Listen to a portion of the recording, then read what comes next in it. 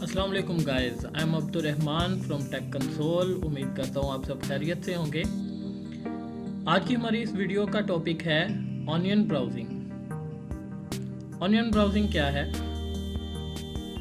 Onion browsing basically अगर आप एक ऑफिस में काम करना चाहते हैं, आप चाहते हैं आपकी एक्टिविटी ट्रैक ना हो, आपको ट्रैक ना किया जा सके, या जो ऑपरेशन आप परफॉर्म करना चाहते हैं उनको सिर्फ आप जान सकते हैं कि आपने क्या ऑपरेशन परफॉर्म किया है, यानी कि आपकी प्राइवेसी मुकम्मल तौर पे रहे और जो काम आप करें वो मुकम्मल एनोनिमिटी में रहे। तो उसके लिए ऑनियन ब्राउजिंग जो है वो बेस्ट है। और ऑनियन ब्राउजिंग में हम देखेंगे कि ऑनियन ब्राउजिंग कैसे की जाती है। तो सबसे पहले बेसिकली बात है ऑनियन ब्राउजिंग को समझना और ऑनियन ब्राउजिंग कैसे काम करती है। ऑनियन ब्राउजिंग बेसिकली इंट्रोड्यूस करवाई गई थी मिलिट्री के लिए, जो अमेरिकन्स ने इंट्रोड्यूस करवाई थी, जो बाद में एक फर्दर ओपन सोर्स एक प्रोजेक्ट बन गया और इंटरनेट पे अवेलेबल है और आप उसको इजीली यूज़ कर सकते हैं।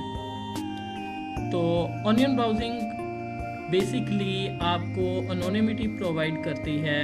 हर तरह के ऑपरेशंस जो आप इंटरनेट पे करते हैं, ब्राउजिंग हो गई, डाउनलोडिंग हो गई, या कुछ भी ऐसा, या कुछ फाइल्स को आप व्यू करते हैं, या कुछ साइट्स जिनके जो आपके लिए रिस्ट्रिक्टेड हैं आप उनको व्यू करते हैं।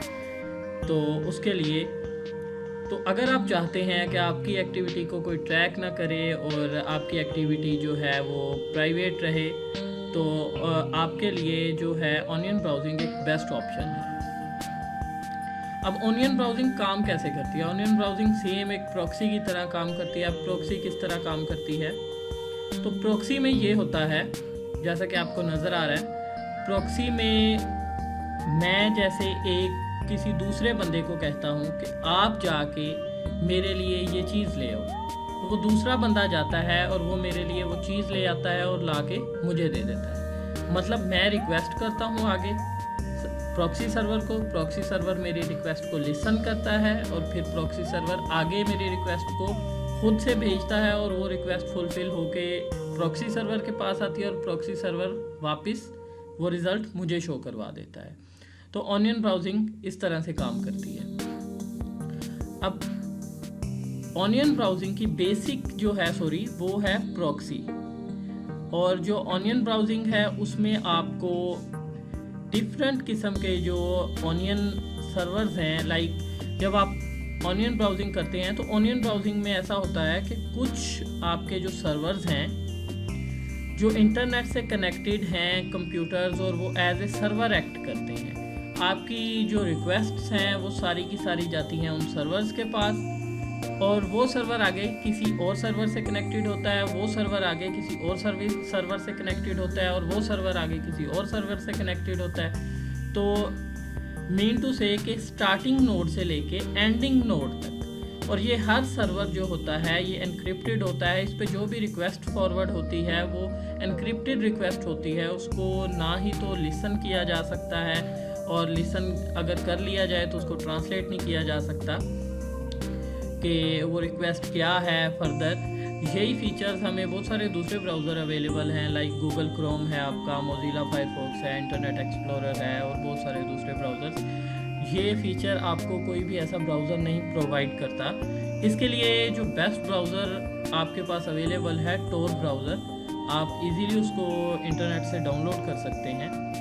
तो टोर ब्राउज़र आपको ऑनियन ब्राउजिंग की फैसिलिटी देता है।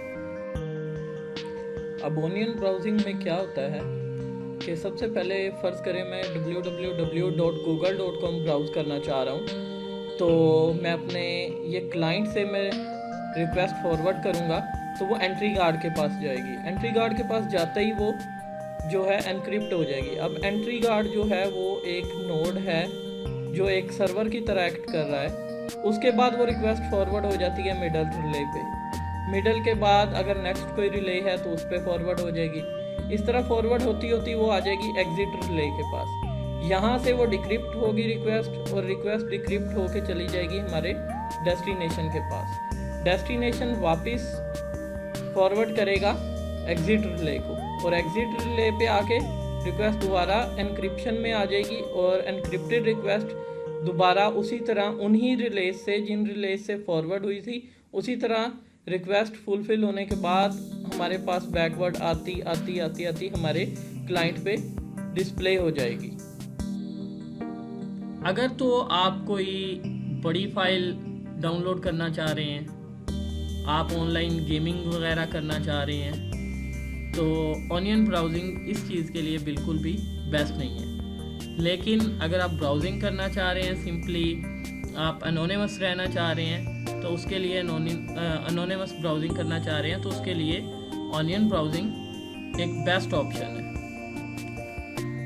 अब आप ऑनियन ब्राउज़र को डाउनलोड कैसे करेंगे? सिंपली आप गूगल पे जाके टाइप करेंगे और रिज़ल्ट में आप इस URL पे जाएंगे और URL से आप इजीली ऑनियन को डाउनलोड कर सकते हैं, टोर को, और ऑनियन ब्राउजिंग कर सकते हैं।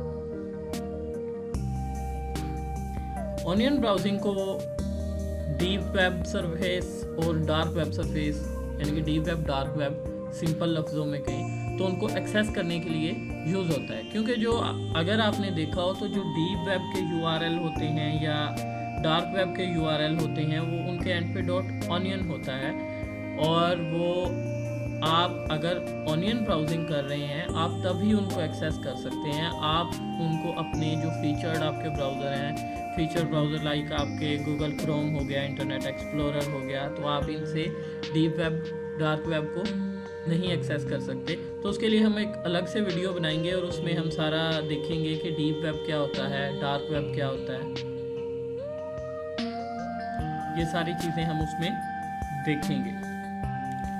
तो गाइस, ऑनियन ब्राउजिंग आपको मैंने कम्प्लीटली डिस्क्राइब कर दिया है, उसका होल इंट्रो, ज़्यादा डीप डिटेल में नहीं जाना चाह रहा। और अगर आपके कोई इस कंसर्न से कोई भी क्वेश्चंस हैं आपको डीप वेब या डार्क वेब से, तो स्पेशली स्टूडेंट्स को, तो काइंडली कमेंट कीजिए, तो आपके कमेंट्स का मैं आंसर करूँगा। और अगर आपके कमेंट्स जो है वो इस रिलेटेड हुए कि उस पर कोई वीडियो बनाई जा सके, तो होप सो टेक कंसोल ज़रूर आपकी हेल्प करेगा और उस टॉपिक पे ज़रूर वीडियो बनाएगा।